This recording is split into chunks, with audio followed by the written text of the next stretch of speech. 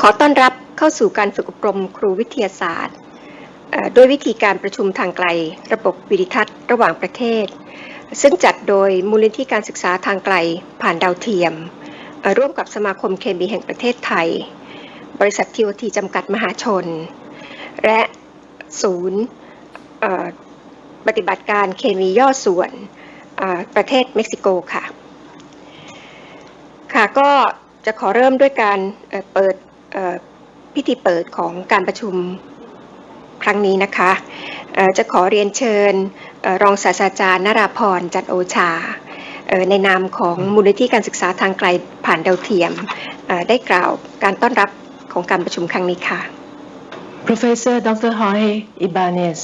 Director of Mexican Center of Green Chemistry and Microscale Chemistry. Mr. Pansak Sumejarat, TOT Director for Special Services. Associate Professor Dr. Supawan Tantayanon, President of Chemical Society of Thailand, and all teacher participants. It is a great pleasure for me to welcome you all to the Distance Video Conference Teacher Training Program for Science Teachers on Microscale Chemistry, which is a collective effort of the Distance Learning Foundation, the Chemical Society of Thailand,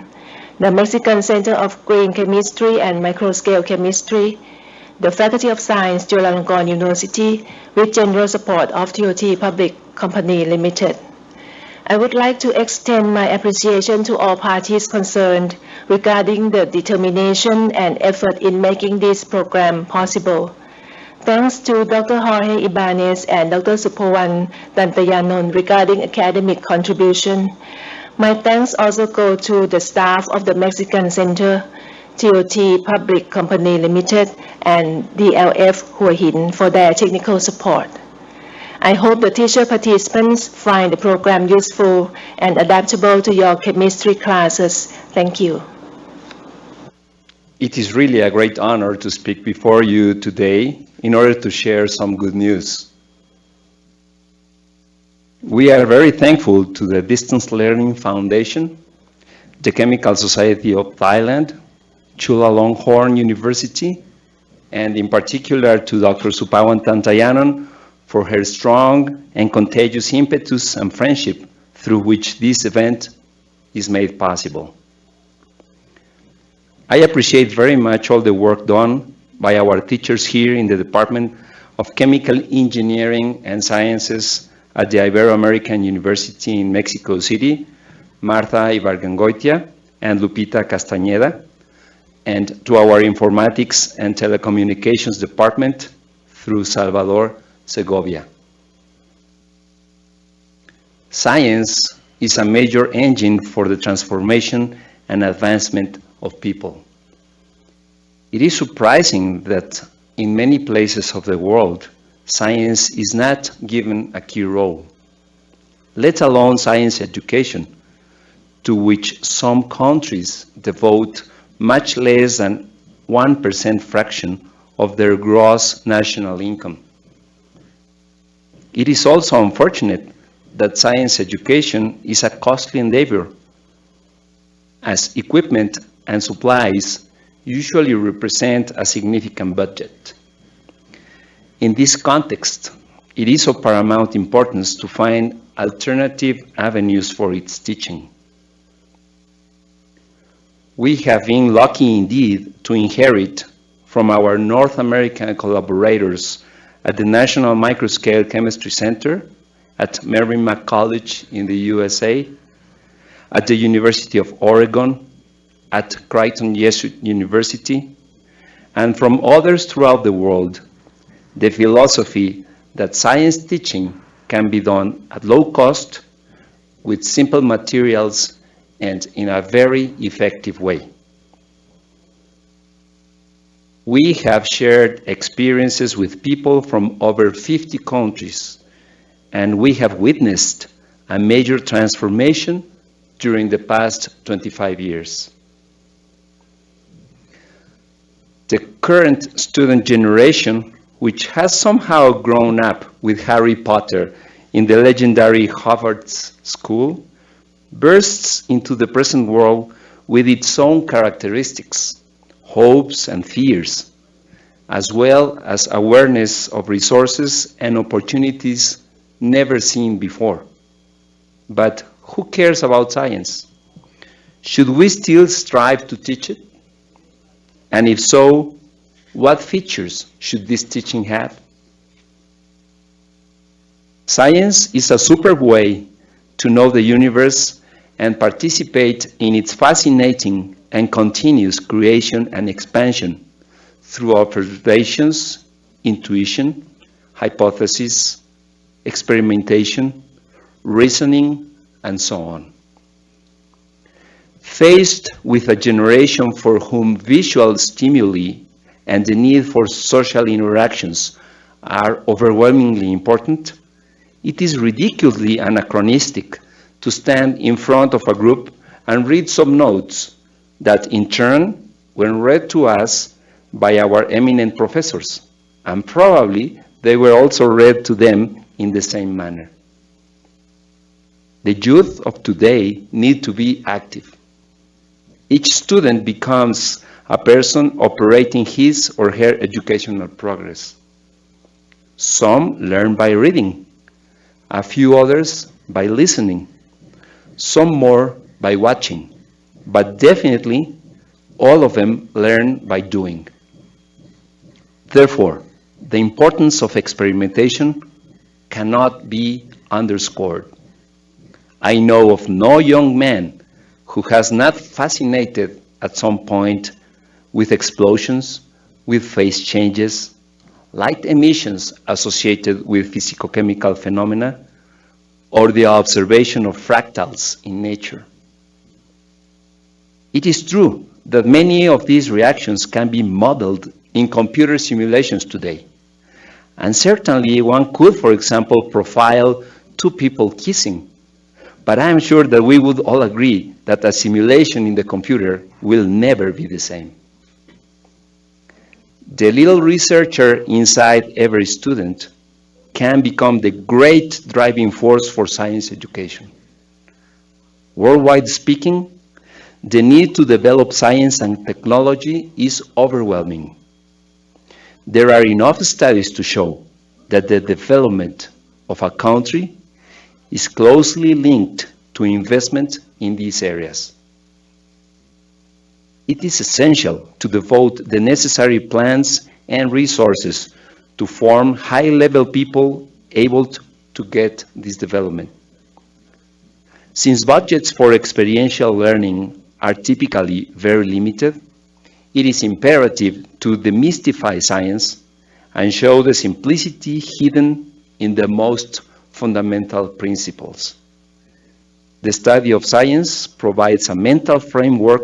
of rigorous, systematic, and progressive analysis,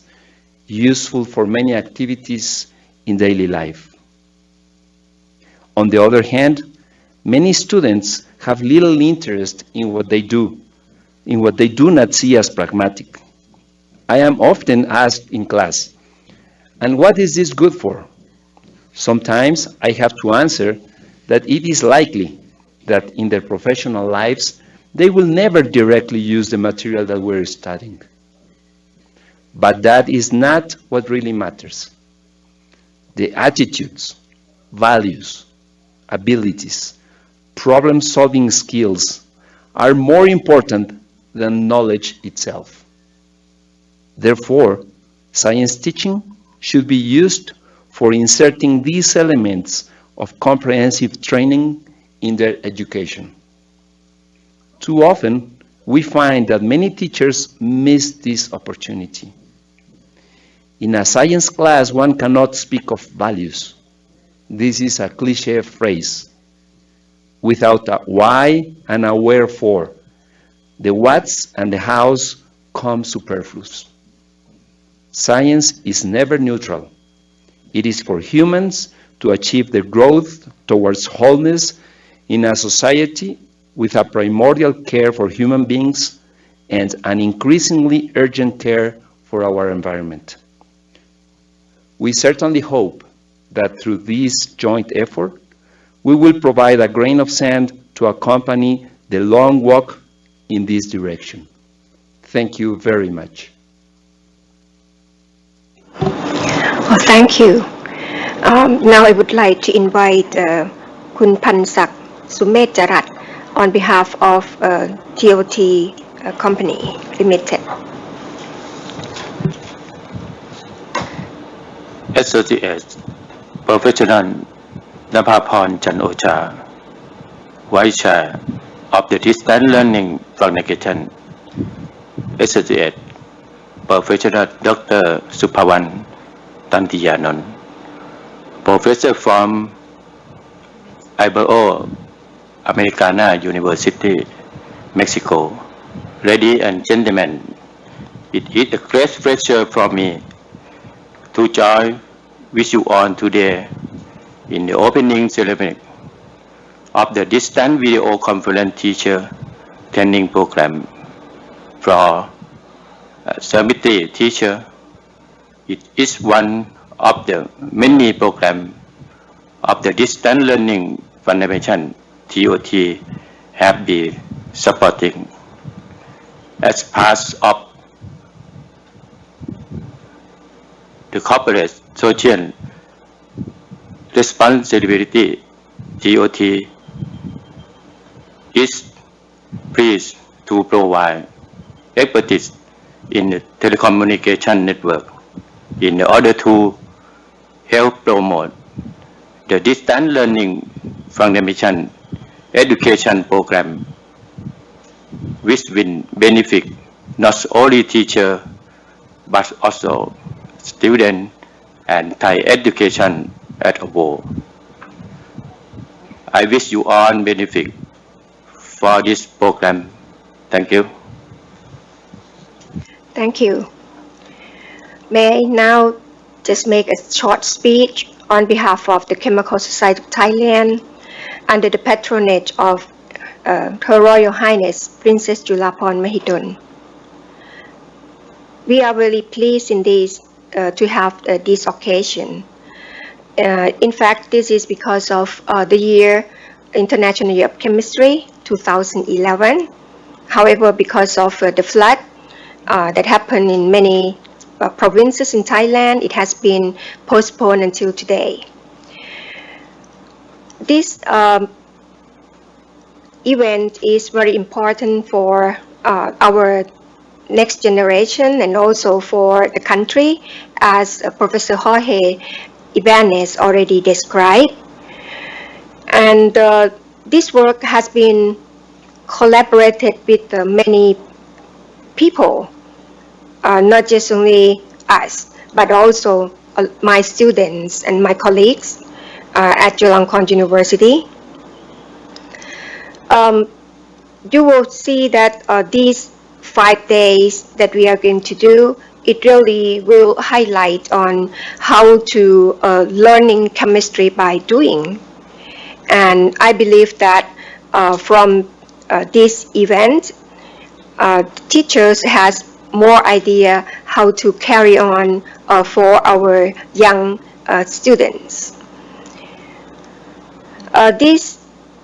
collaboration has been also supported not just only by the Distance Learning Foundation, TOT Limited Company, but it also has been supported financially by IRPC Company Limited, PTT Group, Bangkok Bank, and Merck Company. So I really appreciate for all organizations that helping to make this happen. Thank you.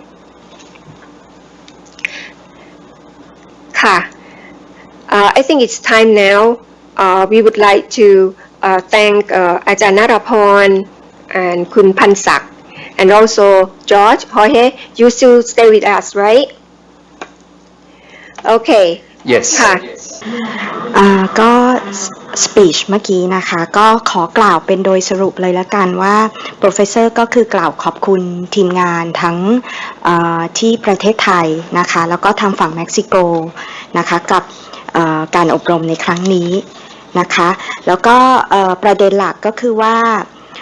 วิทยาศาสตร์เป็นศาสตร์ที่ใช้ขับเคลื่อนการเปลี่ยนแปลงไปสู่ความก้าวหน้าต่างๆ เป็นที่น่าแปลกใจว่า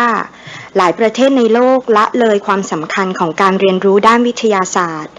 หนึ่งในสาเหตุหนึ่งอาจจะเป็นเพราะว่าความยุ่งยากและค่าใช้จ่ายที่สูงของการจัดเตรียมเครื่องมือและอุปกรณ์ในการทดลองด้านวิทยาศาสตร์ด้วยความร่วมมือจาก National Microscale Chemistry Center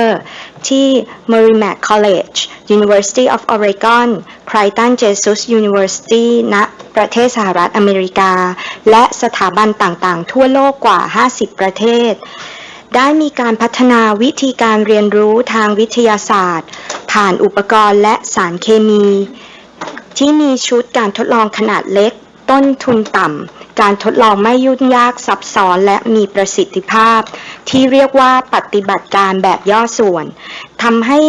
การศึกษาทางด้านวิทยาศาสตร์มีการเปลี่ยนแปลงอย่างชัดเจนใน 25 ปีที่ผ่านมา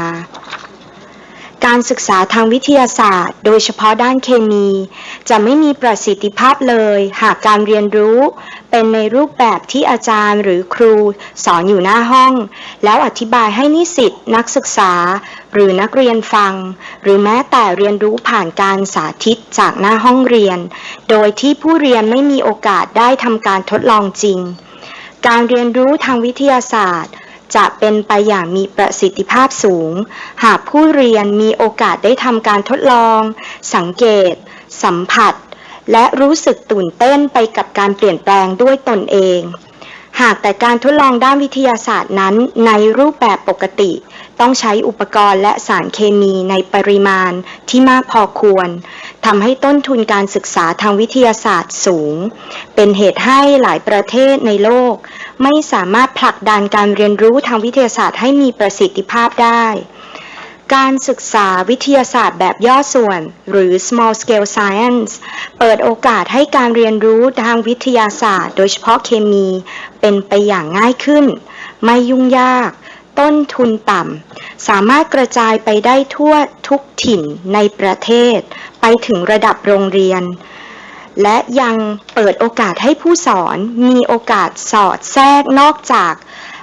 ทฤษฎีทางด้านวิทยาศาสตร์แล้วยังสอดแทรกแนวคิด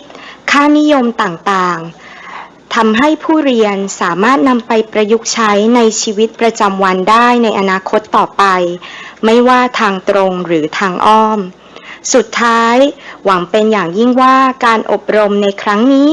จะนำไปสู่เป้าหมายของการพัฒนาเรียนรู้ทางด้านวิทยาศาสตร์อย่างยั่งยืนในที่สุดขอบคุณค่ะ I think at this time we should introduce Martha and Lupita first, and then I will introduce my colleagues, and then Jorge will start your lecture. Will you? It is my privilege to introduce to two of our most valuable colleagues, Martha Ibargüengoitia. Martha has been with us for the past 10 or 12 years or so, teaching general chemistry and conducting lab sessions to students from this university and from something like 20 different countries as well. And Lupita, here on my right-hand side, has been with us for the past 30 years or so, teaching anywhere from general chemistry to physical chemistry and also giving workshops in many places. So it is really a privilege to have Martha and Lupita with us today, and we are very thankful that they did all the preparations to be ready for this event. Thank you. ค่ะก็ผู้ที่ทำงานเตรียมงานทั้งหมดเนี่ยนะคะจากฝั่งทางด้านของประเทศเม็กซิโกนะคะมหาวิทยาลัยชื่อว่าIberoma Americana นะคะแล้วก็มีเซ็นเตอร์คือศูนย์นะคะศูนย์ปฏิบัติการเคมีย่อส่วนซึ่งเขาใช้ชื่อว่าเป็น Mexican Center for Green and Microscale Chemistry นะคะผู้ที่เตรียมงานรายละเอียดของการทดลองนะคะก็คือMartha. Martha, can you just raise your hand? Martha. Yes, okay นะคะชุดสีแดงนะคะ Martha นะคะค่ะอีกคนนึงค่ะLupita. Where are you? Lupita, can you wave your hand? Okay good โอเคนะคะก็ลูปิต้าทั้งสองคนนี้ก็เป็นอาจารย์นะคะสอนที่ภาควิชาจริงๆก็เป็นภาควิชากรรมเคมีนะคะแต่สอนวิชา general สอนวิชาเคมีทั่วไปอะค่ะนะคะมาทานี่ก็ทำการสอนมาเป็นเวลานาน 10-12 ปีแล้วนะคะ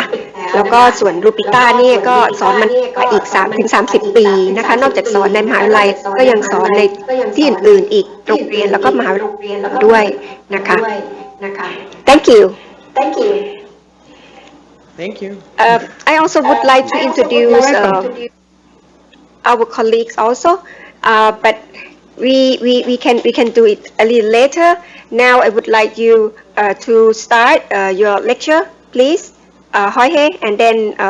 I will introduce in between during your lecture. Thank you. Sure, it will be a pleasure. Well, thanks again to the organizers and to the sponsors and to all the people that contributed to do this. In the next slide, we have my name that by now everybody knows. Okay, you have my name there, and I'm a professor of chemistry, and now I'm the director of the Department of Chemical and Engineering Sciences, and I'm also the coordinator of the Mexican Green and Microscale Chemistry Center at this university, which was founded in 1943 by the Society of Jesus, better known as the Jesuits in Mexico City.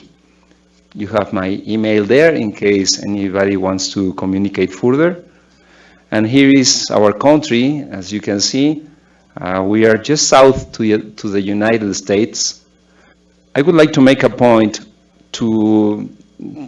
all of us that have witnessed the electronics, the way they have been changing through the years. Electronics go to the miniaturization, and we have witnessed that, and we believe that now it's the time for chemistry. There is no reason why the teaching of chemistry shouldn't be done at the small scale. ค่ะก็Professor Jorge Ibanez นะคะก็เป็นผู้อำนวยการเขาเรียกเป็นผู้อำนวยการนะคะของภาควิชาเคมีแล้วก็ทางวิศวกรรมเคมีนะคะแล้วนอกจากนี้ก็ยังเป็นผู้อำนวยการของศูนย์ปฏิบัติการเคมีแบบย่อส่วนแล้วก็ทางด้าน Green Chemistry ด้วยนะคะซึ่งศูนย์นี้ก็ก่อตั้งมาเป็นเวลานานแล้วนะคะในภาพนี้จะเห็นว่าเม็กซิโกซิตี้นะคะคือเมืองที่มหาวิทยาลัยนี้ตั้งอยู่นะคะศูนย์นี้ก็อยู่ในมหาวิทยาลัยนี้นะคะก็จะเห็นว่าอยู่ใกล้กับประเทศอเมริกานะคะอยู่ในทวีปอเมริกานั่นเองค่ะก็Professor Jorge ก็เน้นว่าเรื่องของทางด้านอิเล็กทรอนิกส์นะคะไม่ว่าจะเป็นอะไรก็ตามอย่างที่เราเห็นโทรศัพท์มือถือนะคะโทรศัพท์บ้านแล้วก็เปลี่ยนไปเรื่อยนะคะตอนนี้โทรศัพท์มือถือเองก็เล็กลงนะคะก็เลยเปรียบเทียบให้เห็นว่าเราพูดถึงเรื่องของเคมีก็เช่นเดียวกันในสมัยก่อนเราใช้อุปกรณ์เครื่องมือขนาดใหญ่นะคะใช้ปริมาณสารมากมายน่าจะถึงเวลาแล้วที่เราควรจะทำการทดลองด้วยปริมาณที่เล็กลงได้เช่นเดียวกันPlease continue. The history of the development of microscale chemistry is a very long history, and there are many people throughout the world involved in this endeavor. I would just like to point out that perhaps the two groups that have been the strongest in spreading this news around the world were the people from South Africa through Professor John Bradley's group, through a collaboration with UNESCO and IUPAC, and the people at the Merrimack College at the National Microscale Chemistry Center in the United States. We are seeing the picture of Professors Ronald Pike, Zvi Safran, and Mohan Singh, who founded this center back in 1992.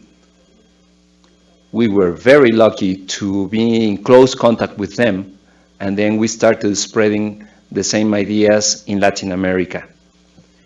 In the next slide, โอเคค่ะก็ Professor Jorge นะคะก็ได้พูดถึงจุดประกายของการเริ่มต้นของการศึกษาทำการทดลองการปฏิบัติการเคมีแบบย่อส่วนเนี่ยนะคะก็มีหลายคนที่ถือว่าเป็นpioneer นะคะก็จะมีจอห์นแบรดลีย์ซึ่งอยู่ที่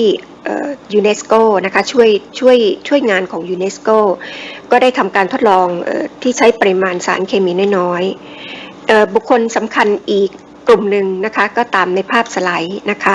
ก็คือProfessor Pike นะคะ Professor Sifran แล้วก็ Professor Singh นะซึ่งอยู่ที่ Merrimack College อยู่ที่อเมริกานะคะก็บุคคล3คนนี้ก็เป็นผู้ที่เรียกว่าบุกเบิกนะคะโดยเฉพาะอย่างยิ่งทางด้านเคมีอินทรีย์ที่ทำใช้สารปริมาณน้อยนะคะโปรเฟสเซอร์ฮอยเฮก็บอกว่ารู้สึกขอบคุณกับบุคคลเหล่านี้ที่ทำให้มีการทดลองแบบเคมีแบบย่อส่วนได้นะคะJorge, I would like to also introduce my colleague on my right hand side, Dr. Supakon from Thammasat University, and he also our member of the Chemical Society Thailand, so he will help translate your lecture. If we go to the next slide, I would like to say here that we soon realized that in order to spread these ideas, we needed some backup information. And without books, we wouldn't be able to do that.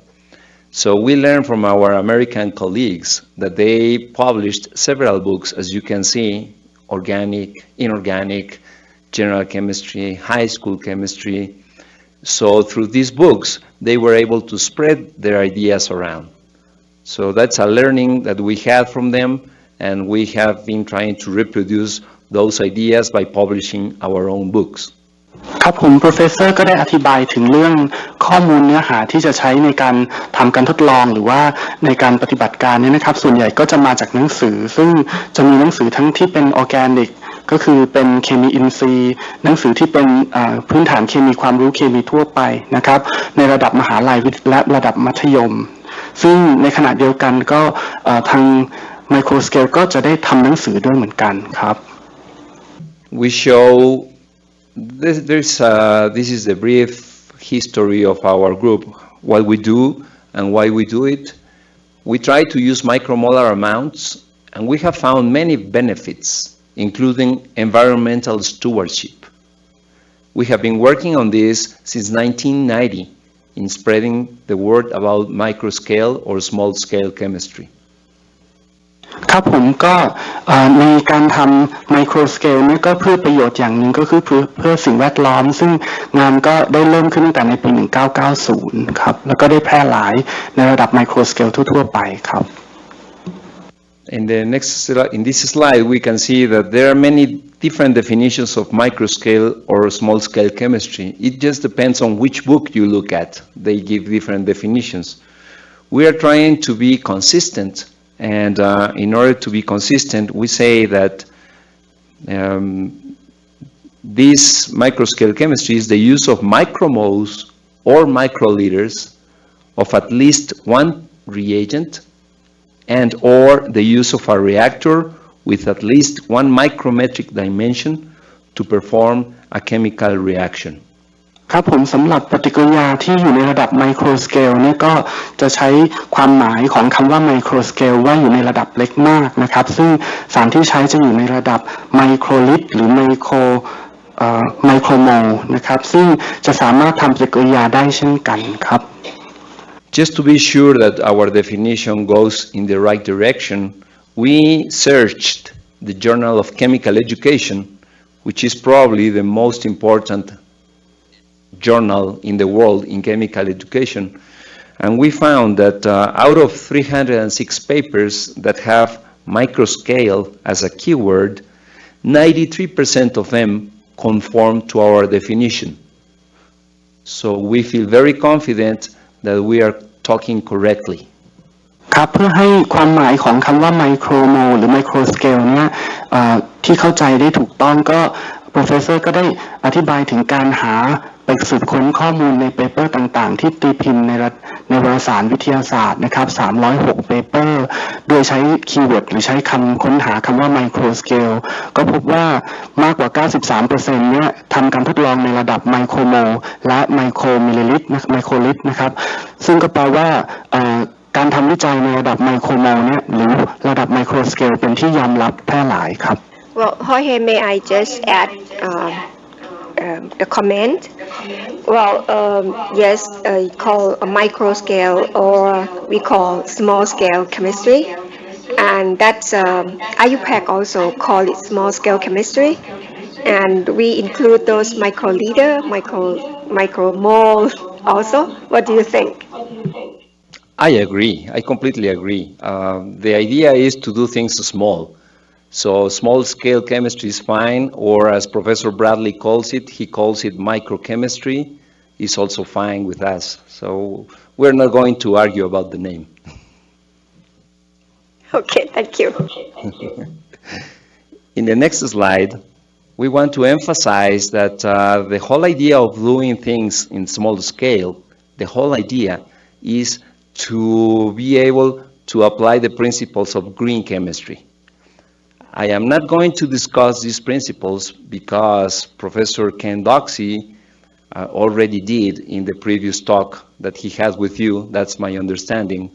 But I just want to emphasize that we are part of that movement. We want to have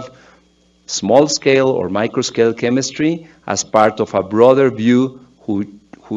which is green chemistry. And here's Professor Ken Doxey at the University of Oregon with one of our colleagues at Iberoamericana University, Carmen Doria. Together, they have coined the term green chemistry in microscale. ครับผม professor ก็ได้อธิบายถึงการใช้ micro scale หรือ small scale หรือว่า lab ที่ใช้สารปริมาณน้อยนะครับเพื่อว่าให้สอดคล้องกับชื่อว่า green chemistry ซึ่ง green chemistry เนี่ยก็มี professor Ken ที่ Ken Doxey จากมหาวิทยาลัยที่ Oregon นะครับก็ได้อธิบายแล้วก็ได้ทำเกี่ยวกับ green chemistry เนี่ยไว้เยอะแล้วก็ได้อธิบายใช้ความหมายของ micro scale เข้าไปเป็นส่วนหนึ่งของ green chemistry ด้วยครับค่ะก็ตรงนี้นะคะคุณครูหลายๆท่านคงจะได้เข้ามีส่วนในการอบรมนะคะ Green Chemistry เมื่อของปีที่แล้วนะคะเป็นซีรีส์ยาวเลยนะคะก็Green Chemistry ก็มีหลักการอยู่12ข้อนะคะแล้วก็จะมีข้อหนึ่งก็คือลดมลภาวะใช่ไหมลดปริมาณของเสียลดอะไรพวกนี้ดังนั้นการที่เราจะลดปริมาณของเสียได้ก็คือเริ่มต้นทำตั้งแต่น้อยๆของเสียมันก็จะน้อยตั้งแต่ต้นเขาก็เลยถือว่าการทำ micro scale chemistry เนี่ยมันก็คือเป็นส่วนหนึ่งของ green chemistry นั่นเองนะคะ I have realized that we have many slides and with the translation this could take long time. So I will just make a summary of each one if it's okay with you. Fine. Thank you. Okay. From the environmental perspective, I would like to say that the amount of wastes, as you can see in the slide, can decrease dramatically when you go to micro or small scale. So we are talking about pollution prevention at the very source. ครับผมก็คือว่าเขาได้อธิบายถึงการลดปริมาณของเสียนะครับให้ลดลงแล้วก็มีผลที่ดีต่อสิ่งแวดล้อมครับ I'm sure that some of us, when we were in school, we used to get headaches after working in the lab with solvents. Go home and, oh, my head hurts. Well, with this, we are using very small amount of solvents and we have a cleaner laboratory atmosphere. ครับผมจากการใช้สารปริมาณน้อยเนี่ยก็ช่วยทำให้เราอาจจะไม่ปวดหัวหลังจากทำแลบแล้วเวลากลับบ้านแล้วก็ห้องแลบมีความสะอาดมากขึ้นครับแล้วก็การจัดการได้ง่ายขึ้นด้วยครับ Microscale chemistry also increases environmental awareness in the students and in the teachers. You can see there a quote from Yale University that said, "A great educational institution teaches not only through its curriculum, but also through its actions." ครับในระดับ Micro Scale Chemistry ก็ได้กล่าวถึงเรื่องของสิ่งแวดล้อมการระมัดระวังในสิ่งแวดล้อมด้วยแล้วก็ที่มหาวิทยาลัยเยลนะครับ Professor ก็ได้กล่าวถึงว่าอาจารย์หรือผู้สอนเนี่ยไม่ใช่แค่จะสนใจในเรื่องที่กำลังจะสอนแต่ว่าต้องสนใจในกิจกรรมที่กำลังจะทำด้วยครับ Columbia University, for example, from the economic perspective, they reported that their annual disposal costs at the normal scale were something like $17,000. When they went to small scale or micro scale, they reduced this down to $200. ครับในส่วนของในเรื่องของเสียครับก็คือว่าจากแต่เดิมเนี่ยจ่ายปีละ 17,000 US ดอลลาร์แต่ถ้าเกิดว่าใช้ในระดับไมโครสเกลก็จะจ่ายเหลือเพียงแค่200 US ดอลลาร์ครับอันนี้เสริมนิดนึงอะค่ะว่ามหาวิทยาลัยต่างประเทศนะคะเขามีกฎหมายของเสียเนี่ยจะทิ้งลงท่อน้ำไม่ได้นะคะจะทิ้งด้วยเปื่อยไม่ได้นะคะเขาจะต้องมีบริษัทมารับกำจัดซึ่งจะมีค่าใช้จ่ายแล้วก็เขาจะแสดงให้เห็นว่าก่อนที่จะเปลี่ยนแนวทางการทำการทดลองจากใหญ่ๆให้มาเป็นเล็กลงเนี่ยเสียค่าใช้จ่ายสูงมากแล้วพอหลังจากนั้นเนี่ยเปลี่ยนน้อยลงเนี่ยแทบจะหายไปเลยค่าใช้จ่ายอันนี้ Continue please If we look at the global costs in the next slide, please.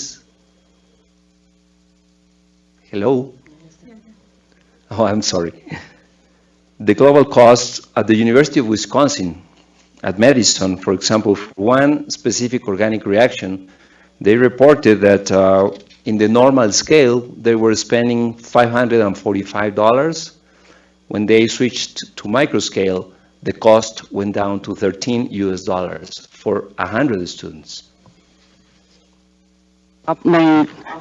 ในตัวอย่างของที่มหาวิทยาลัยวิสคอนซินนะครับก็คือในกลุ่มงานของส่วนของเคมีอินทรีย์นี่นะครับเขาก็ได้เสนอราคาว่าถ้าราคาปกติระดับไมโครสเกลเนี่ยไมโครปฏิกิริยานี่นะครับก็จะมีค่าใช้จ่ายประมาณ545 US ดอลลาร์แต่ถ้าเกิดเปลี่ยนมาเป็นไมโครสเกลแล้วเนี่ยก็จะจ่ายเพียงแค่13 US ดอลลาร์ครับต่อนักศึกษา100 คนครับค่ะอันนี้หมายถึงว่าในการให้นักศึกษานะคะทำการทดลองนะคะเรื่องVitic reaction เนี่ยค่ะแล้วก็ค่าใช้จ่ายทั้งหมดเนี่ยต่อ100 คนเนี่ยคือ515คือค่าสารเคมีค่าน้ำค่าไฟค่าอะไรต่างๆนะรวมทั้งค่าจำกัดกำจัดของเสียด้วยพอใช้ของsmall scale แล้วหรือว่า micro scale แล้วจะลดลงไปเยอะเลย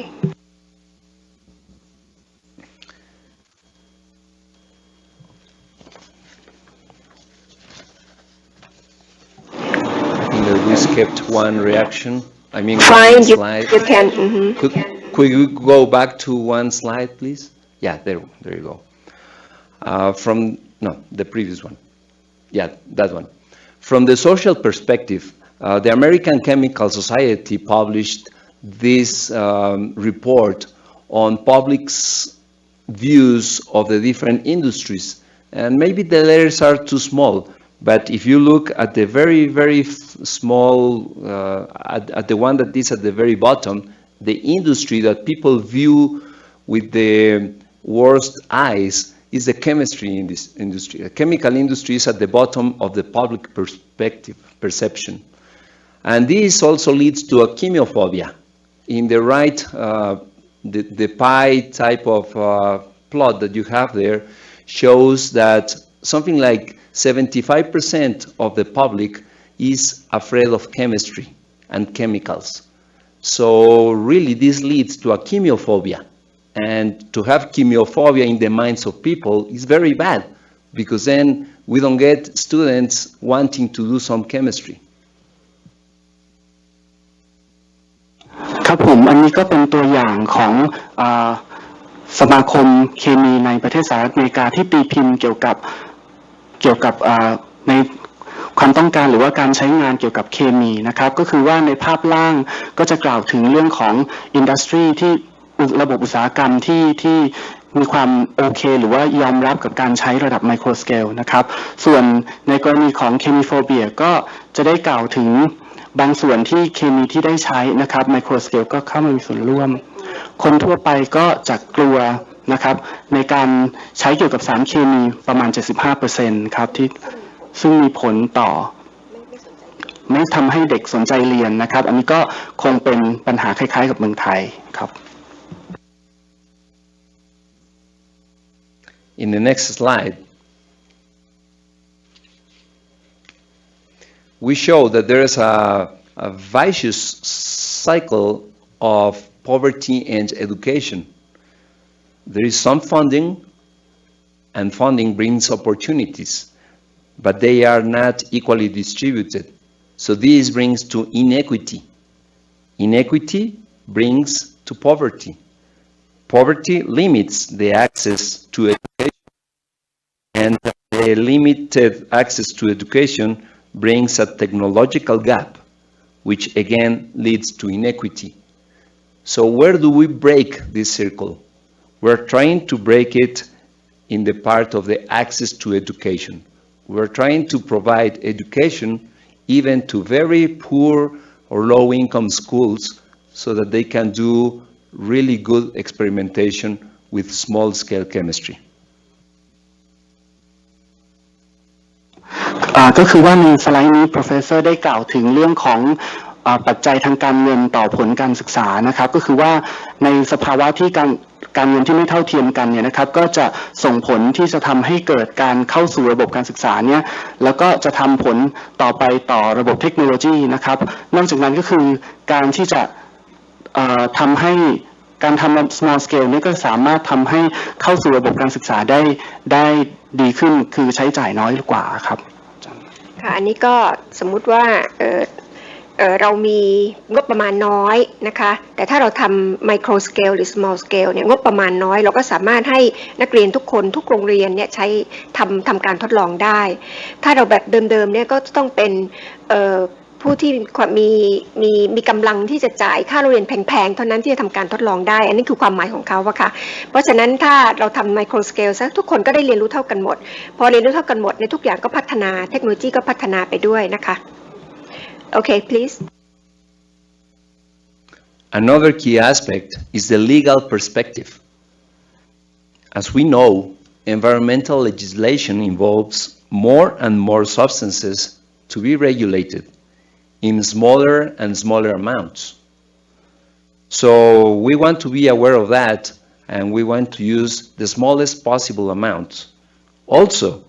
with this, we reduce chances for workers' health damage and liability suits. If one of my workers gets hurt by using some chemicals in the laboratory, it's not only his health that is jeopardized, but also the school's liability is jeopardized.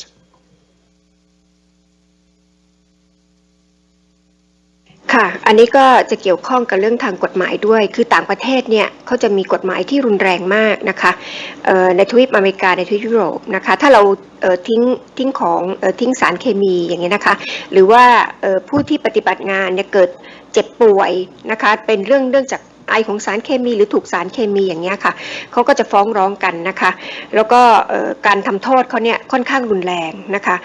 เพราะฉะนั้นเขาถือว่าเป็นเรื่องที่สำคัญและจะเห็นว่าถ้าสมมติเราใช้ปริมาณสารน้อยลงโอกาสที่จะเกิดความรุนแรงเหล่านี้หรือว่าอันตรายเหล่านี้ก็จะลดลงไปด้วยอะค่ะ please Also, the lower risks of accidents is obvious. The University of Colorado State in the United States, they also work very strongly with microscale or small-scale techniques. And they issued a statement saying that in over 30 years of use at Colorado State University, no student has required professional medical treatment, and no legal action has been initiated as a result of using small-scale chemistry. We have observed the same thing at Iberoamericana University in 22 years of using microscale chemistry. ครับผมในสไลด์นี้ก็ได้กล่าวถึงว่าการใช้ small scale เนี่ยก็ทำให้ไม่มีนักเรียนที่จะต้องนักศึกษาที่ต้องเข้ารับการศึกษาแล้วก็ไม่ต้องเข้ารับบาดเจ็บนะครับไม่ต้องเข้าโรงพยาบาลแล้วก็ไม่มีผลทางกฎหมายที่จะต้องมาใช้กับการควบคุมตรงนี้นะครับโดยการที่เป็นผลมาจากการใช้ small scale ครับซึ่งมหาวิทยาลัยครับซึ่งมหาลัยของเขาก็ยอมรับอันนี้นะครับก็ได้ใช้กับ University อีกที่หนึ่งด้วยครับค่ะอันนี้ก็เป็นตัวอย่างนะคะจะเห็นว่าที่เขาโค้ดมาเนี่ยค่ะที่ Colorado State University นะคะเขาก็ได้เก็บข้อมูลนะคะแล้วก็สรุปว่าไม่เคยมีนักเรียนได้รับบาดเจ็บเลยเพราะฉะนั้นก็จะไม่มีปัญหาเรื่องทางกฎหมายทางIbero Americana University ของเขาก็เช่นเดียวกัน 22 ปีที่ผ่านมาเนี่ยไม่เคยมีปัญหาเรื่องนักเรียนบาดเจ็บหรือใครเป็นอันตรายนะคะ please I'm sorry that we are keeping lawyers out of business with this. Anyway, from the time management perspective, if you see the bars on the left side, that is how in Mexico the common lab book used to require something like 2 hours for one of the steps in the production of a specific organic dye. They used to require 2 hours for the addition step, almost 25 minutes for the diazotation, and something like 40 minutes for the coupling step. So if you add all that, you're talking about 3 hours for doing this reaction. We have been downsizing the amounts more and more until you can see that we use sometimes even with a few milligrams, it's enough to perform a chemical reaction. สำหรับสไลด์นี้ก็แสดงให้เห็นว่าการใช้ small scale ก็จะลดเวลาในการทำปฏิกิริยาด้วยจากแต่เดิมใช้เวลาประมาณ3 ชั่วโมงแต่ถ้าเกิดว่าใช้สารปริมาณน้อยก็จะเกิดปฏิกิริยาได้เร็วขึ้นกว่าเดิมครับ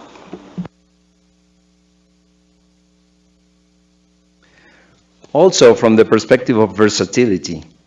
we have been offering workshops in many areas. So with a little imagination, you can use this for any area that you want. You can see all the areas. I will not go through all of them. You can see them on the screen. But we have offered workshops in something like 20 different areas. ครับระดับ small scale หรือว่าปฏิกิริยาที่ใช้เนี่ยก็สามารถใช้ได้ในทุกฟิลทุกรูปแบบของที่เป็นเคมีนะครับแล้วเขาก็มีเวิร์กช็อปให้กับหลายๆที่ด้วยนะครับ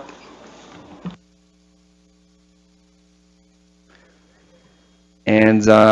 lastly, from the perspective of space, we used to have a stockroom that was overflowing. When we switched to small-scale chemistry, all of a sudden our stockroom was enough to house all the things that we require. So there are much smaller requirements for storage space when you switch to these techniques. ครับเมื่อเราใช้เทคนิค small scale แล้วเนี่ยก็จะประหยัดพื้นที่ในการเก็บสารเคมีแล้วก็เก็บเครื่องแก้วได้ด้วยนะครับ